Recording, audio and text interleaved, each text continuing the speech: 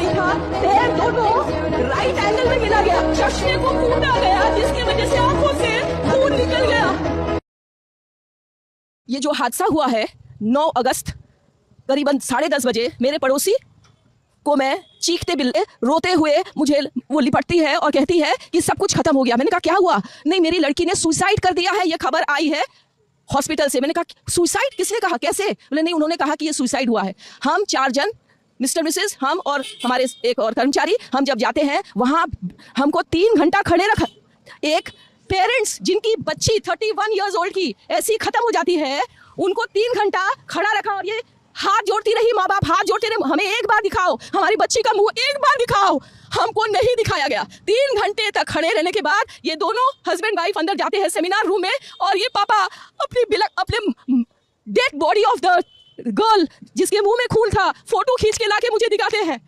उन बच्ची का शरीर में कोई कपड़ा नहीं था, पैर दोनों राइट एंगल में मिला गया, राइट एंगल में, एक पांव बेड के इस तरफ, एक पांव बेड के इस तरफ मिला गया। जब तक पेल्विक गर्डल नहीं टूटता है इस तरह 2 पांव को नहीं चीरा जा सकता है। चश्मे को कूटा गया जिसकी वजह से आंखों से खून निकल गया। गले में हाथ गला दबाकर मारा गया। और पूरा ये जो मैं बोल रही हूँ ये पूरा पोस्टमार्टम रिपोर्ट में वायरल हुआ है, आप लोग कृपया देखिए, ये कोई मनगढ़ंत नहीं है।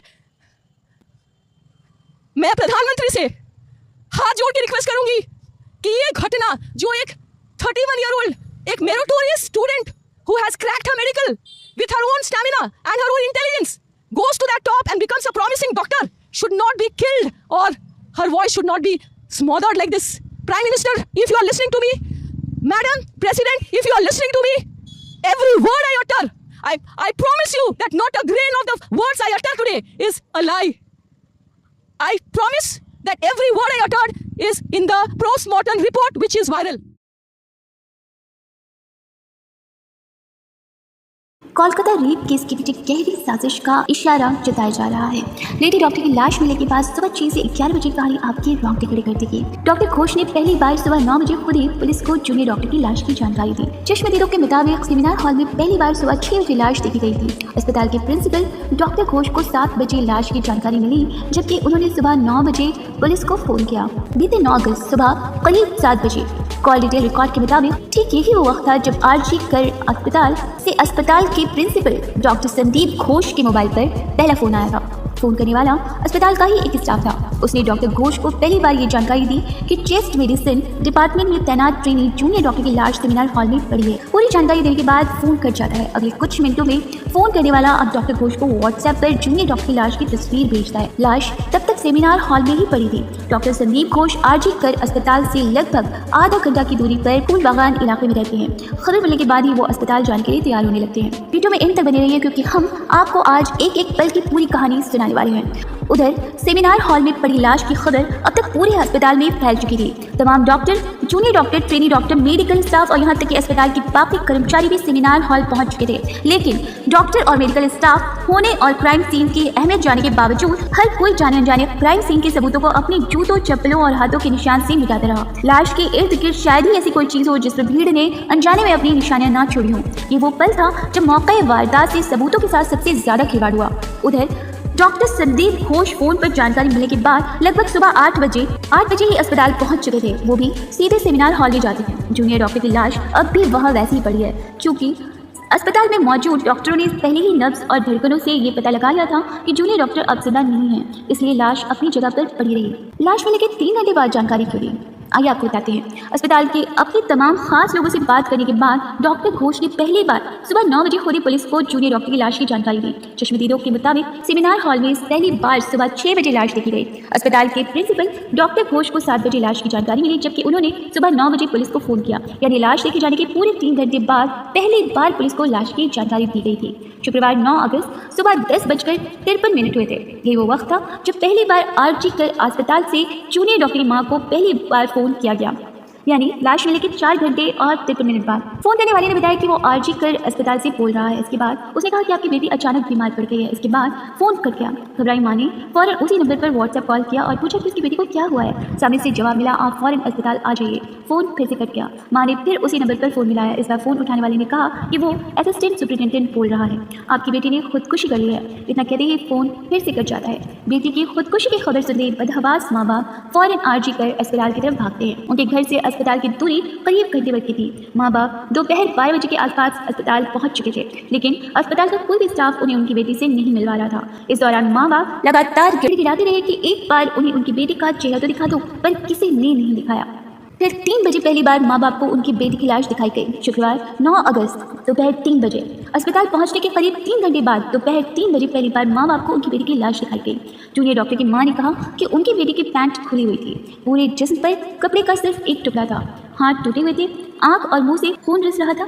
लाश देखते ही मौके पर ही माँ ने डॉक्टरों से कहा कि ये सुसाइड ही मर्डर है, मेरी बेटी का कत्ल किया गया है। लाश की हालत ही कुछ ऐसी थी कि उसे देखकर कोई भी आसानी से बता सकता था कि ये मर्डर है। तो फिर अस्पताल ने जूनियर डॉक्टर की माँ से सुबह 2 बार झूठ क्यों बोला? पहला झूठ ये कि वो बीमार है और दूसरा ये कि उसने खुदकुशी की है। तो जिस असिस्टेंट सुपरिटेंडेंट ने जूनियर डॉक्टर की माँ से ये बात कही थी, उससे शुरुआत में जब कोलकाता पुलिस ने पूछताछ की तो उसने अपनी सफाई में ये कहा कि चूंकि डॉक्टर की मौत हो चुकी थी, इसलिए वो घर वालों को सीधे ये सच्चाई नहीं बताना चाहते थे, इसलिए उन्होंने अस्पताल आने को कहा।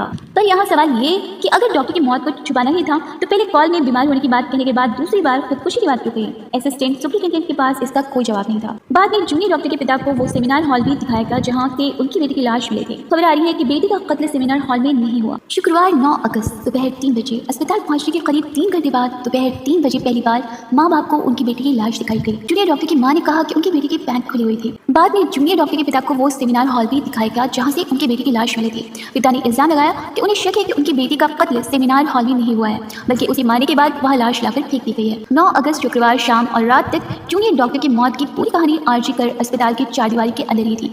बाहर मीडिया के जरिए जो खबर आई तब तक वो भी आधी अधूरी थी। कोलकाता पुलिस ने भी शुरुआती लम्हों में केस और केस की जांच को जिस तरीके से लेना चाहिए वैसे लिया नहीं। लिहाजा शनिवार आते आते डॉक्टर की मौत और रेप की बातें धीरे धीरे अस्पताल की चारदीवारी से निकलकर पहले कोलकाता और फिर पूरे देश तक पहुंच गई। एक साथ दर्जनों थ्योरी हवा में तैरने लगी। धरना प्रदर्शन और आंदोलन की शुरुआत सबसे पहले उसी आरजी कर अस्पताल से शुरू हुई जहां जूनियर डॉक्टर की लाश मिली थी, लेकिन फिर देखते देखते पूरे देश के डॉक्टर इस आंदोलन में शामिल हो गए। अब उंगली अस्पताल प्रशासन से हटकर पहले ममता सरकार, फिर कोलकाता पुलिस, इसके बाद कोलकाता के पुलिस कमिश्नर की तरफ घूमने लगी। फिर बीच में कोलकाता हाई कोर्ट आ गया और आनंद पांडे ने मामला सीबीआई को सौंप दिया गया। सीबीआई की टीम भी फौरन दिल्ली से कोलकाता कूच कर गई और जांच शुरू कर दी गई।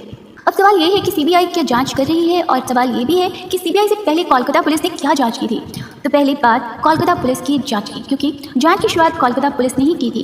कोलकाता पुलिस के मुताबिक जब वो 9 अगस्त की सुबह 9:15 बजे के आसपास सेमिनार हॉल पहुंचे तब वहां उसे जूनियर डॉक्टर की लाश के पास उसका मोबाइल फोन, लैपटॉप और एक ब्लूटूथ नेकबैंड मिला था। पर जूनियर डॉक्टर के मोबाइल से कनेक्ट करने पर पता चला कि ये ब्लूटूथ उसका नहीं बल्कि किसी और मोबाइल से कनेक्टेड है। इसके बाद सबसे पहले पुलिस ने अस्पताल की तीसरी मंजिल पर मौजूद सेमिनार हॉल के एंट्री और एग्जिट दरवाजे की तरफ जाने वाले तमाम सीसीटीवी कैमरों को खंगाला। सेमिनार हॉल के अंदर कोई सीसीटीवी कैमरा नहीं था, लेकिन कुछ कैमरे ऐसे थे जो सेमिनार हॉल की तरफ जाने वाले रास्तों पर लगे थे। इन कैमरों में कई लोग तीसरी मंजिल पर सेमिनार हॉल की तरफ जाने वाले कॉरिडोर में आते जाते नजर आए। कोलकाता पुलिस ने सबसे पहले उन्हीं से अपनी तफ्तीश शुरू की। पूछताछ में पता चला कि कैमरे में कैद एक शख्स के अलावा बाकी सभी अस्पताल के ही स्टाफ है और वो इकलौते शख्स जो बाहरी था उसका नाम संजय रॉय है, कोलकाता पुलिस का एक सिविक वॉलंटियर। संजय रॉय बाद में अस्पताल के ही करीब पुलिस की एक बैरक में सोता है। बैरक से पुलिस ने उसके वो कपड़े बरामद किए जो वो धो चुका था, लेकिन उसके जूते पर खून के कुछ निशान मिले। संजय रॉय के मोबाइल से जब मौके से मिले ब्लूटूथ नेकबैंड को कनेक्ट किया गया तो वो फौरन कनेक्ट हो गया।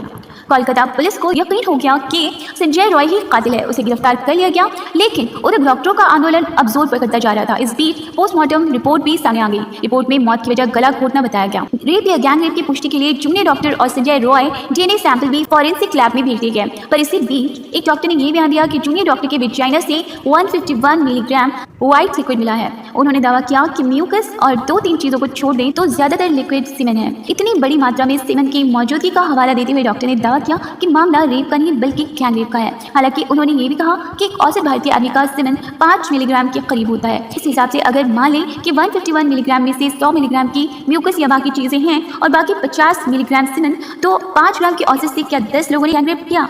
और अगर 151 मिलीग्राम में से 100 मिलीग्राम सीमेन है तो क्या 20 लोगों ने गैंगरेप किया? डॉक्टर ने बयान के बाद से गैंगरेप की थ्योरी हर तरफ घूमने लगी। फिर हुआ यूं कि कोलकाता पुलिस ने पोस्टमार्टम के बाद आनंद फान में जूनियर डॉक्टर का अंतिम संस्कार भी करवा लिया। घर वालों का इल्जाम है जिस शमशान में अंतिम संस्कार होना था वहाँ 3 अर्थियां पहले से थीं। कायदे से पहले उनका अंतिम संस्कार होना था, लेकिन कोलकाता पुलिस के दबाव की वजह से पहले जूनियर डॉक्टर का ही अंतिम संस्कार करा दिया गया था। कोलकाता पुलिस की इस जल्दबाजी ने भी जूनियर डॉक्टर की मौत की साजिश को और हवा दी है। हालांकि कोलकाता पुलिस ने इस जल्दबाजी पर भी सफाई दी। पुलिस का कहना था कि चूंकि जूनियर डॉक्टर की मौत के बाद से ही आंदोलन जारी था, इसलिए पुलिस ने लॉ एंड ऑर्डर को देखते हुए ऐसा किया। हालांकि तब इसके लिए माँ बाप से इजाजत ले ली गई थी। अब सवाल उठता है, क्या जूनियर डॉक्टर का कत्ल अकेले संजय रॉय ने किया? कोलकाता पुलिस की जांच पर इसलिए भी उंगली उठी क्योंकि संजय रॉय की गिरफ्तारी के बाद पुलिस ने एक तरह से केस को सुलझाने का दावा करते हुए केस क्लोज करने का लगभग मन बना लिया था, जबकि लोगों को ऐसा लगा कि ऐसा करके पुलिस आरजी कर अस्पताल के प्रिंसिपल समेत बड़े लोगों की गलतियों को छुपाने की कोशिश करेगी। इस बीच आरजी कर अस्पताल के कुछ पुराने मामले भी सोशल मीडिया पर तैरने लगे, जिसमें 2003 का सौमित्र विश्वास खुदकुशी केस भी शामिल है। इल्जाम लगे कि सौमित्र की भी हत्या हुई थी और ये हत्या अस्पताल के अंदर चल रहे सेक्स और पोर्नोग्राफी रैकेट को दबाने के लिए की गई थी। इस बीच बीजेपी के एक सांसद ने आरजी कर अस्पताल में मानव अंगों की तस्करी का मुद्दा उठाकर एक नई थ्योरी उछाल दी। अब इन अनगिनत थ्योरी के बीच बाद सीबीआई की जांच की, तो सीबीआई के सामने जो सबसे अहम सवाल इस वक्त है जिनका जवाब उसे ढूंढना है, तो वो ये है, क्या जूनियर डॉक्टर का कत्ल अकेले संजय रॉय ने किया? क्या इस कत्ल के पीछे मकसद रेप था? क्या विरोध करने पर संजय रॉय ने उसका गला घोटा? क्या जूनियर डॉक्टर के जिस्म पर तमाम जख्म विरोध के दौरान हुई गुत्थम गुत्थी के दौरान आए? और क्या यह कत्ल सेमिनार हॉल के अंदर ही हुआ? और घर वालों को खुदकुशी की बात क्यों कही गई? सूत्रों के मुताबिक सीसीटीवी कैमरे की फुटेज ने इनमें से कई सवाल के जवाब दे दिए हैं, लेकिन कुछ सवाल ऐसे हैं जिनके जवाब अभी ढूंढे जा रहे हैं। जैसे लाश सुबह 6 बजे देखी गई, फिर अगले 3 घंटे तक पुलिस को खबर क्यों नहीं दी गई? लाश मिलने के करीब 5 घंटे बाद घर वालों को खबर क्यों दी गई? घर वालों को खुदकुशी की बात क्यों कही गई? लाश की खबर सुबह 7 बजे मिलने के बाद अगले 2 घंटे तक यानी सुबह 9 बजे तक आरजी कर अस्पताल के प्रिंसिपल डॉक्टर संदीप घोष ने क्या क्या किया? किस किस से बात की? शुरुआत में कोलकाता पुलिस के बुलाने के बावजूद principal doctor Sandeep Ghosh police के पास क्यों नहीं गए? तीसरी मंजिल पर ही सेमिनार हॉल के करीब अचानक कंस्ट्रक्शन का काम क्यों शुरू हुआ? जब जूनियर डॉक्टर के जिस्म पर चेहरे से लेकर पैर तक जख्मों के निशान थे, जिस्म के निचले हिस्से से कपड़े गायब थे, तो फिर शुरुआत में कोलकाता पुलिस ने किसके कहने पर अननेचुरल डेथ यानी अस्वाभाविक मौत का केस दर्ज किया, जबकि लाश को देखकर कोई भी ये बता सकता था कि मामला रेप और मर्डर का है। कोलकाता हाई कोर्ट तक ने इस बात पर कोलकाता पुलिस को जमकर डांटा था। जिस अस्पताल के अंदर जूनियर डॉक्टर का कत्ल हुआ, उसी अस्पताल में उसका पोस्टमार्टम क्यों कराएगा?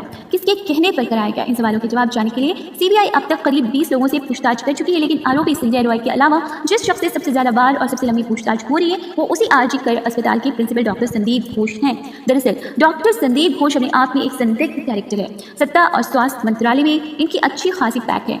इनकी ज़बरदस्त पैठ की जब आरजी कर मेडिकल कॉलेज अस्पताल के प्रिंसिपल को चुनने के लिए इंटरव्यू हो रहा था, तब इस इंटरव्यू में वो 16वें नंबर पर रहे थे, पर इसके बावजूद इन्हें प्रिंसिपल बना दिया गया। 2 मौके ऐसे आए जब इन्हें आरजी कर अस्पताल से ट्रांसफर भी कर दिया गया, लेकिन ट्रांसफर ऑर्डर निकलने के बावजूद दोनों बार न सिर्फ इन्होंने इस ऑर्डर को रुकवाया बल्कि इसी आरजी कर अस्पताल में डटे रहे। इनके ऊपर अस्पताल के वेस्ट मटेरियल टेंडर से लेकर पार्किंग के टेंडर तक को लेकर घूस लेने के इल्जाम लगते रहे हैं। कहते हैं कि ये अस्पताल परिसर में सुरक्षा गार्ड से घिरे रहते हैं। जूनियर डॉक्टर की मौत के बाद से इन पर और भी अब तरह तरह के इल्जाम लग रहे हैं। खबर तो ये भी है कि वो सीबीआई को भी पूछताछ में गुमराह कर रहे हैं, इसलिए सीबीआई अदालत से इजाजत लेकर प्रिंसिपल साहब का पॉलीग्राफ टेस्ट करने का भी सोच रही है। संजय रॉय की पॉलीग्राफ टेस्ट की इजाजत पहली अदालत से मिल चुकी है। जिस जूनियर डॉक्टर की मौत को लेकर पूरे देश के डॉक्टर आंदोलन कर रहे हैं, उसकी मौत के सच से फॉरेंसिक रिपोर्ट बड़ी आसानी से पर्दा हटा सकती है। इस फॉरेंसिक रिपोर्ट से ये पता चल जाएगा कि जूनियर डॉक्टर के साथ रेप हुआ था या फिर गैंगरेप। अगर रिपोर्ट रेप की तरफ इशारा करती है तो फिर संजय रॉय की सूरत में ये केस उसी पर जाकर खत्म हो जाएगा, और अगर फॉरेंसिक रिपोर्ट जूनियर डॉक्टर की मौत को